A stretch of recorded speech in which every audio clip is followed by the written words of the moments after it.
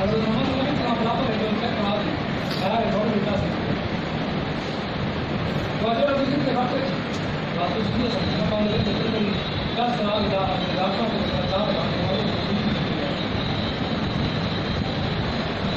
காரணம் சொல்லிங்கன்னா சாப்பிட்டா இது நம்ம நமக்கு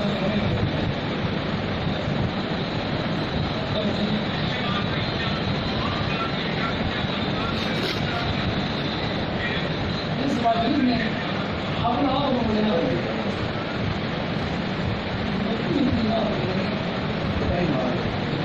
आपने आप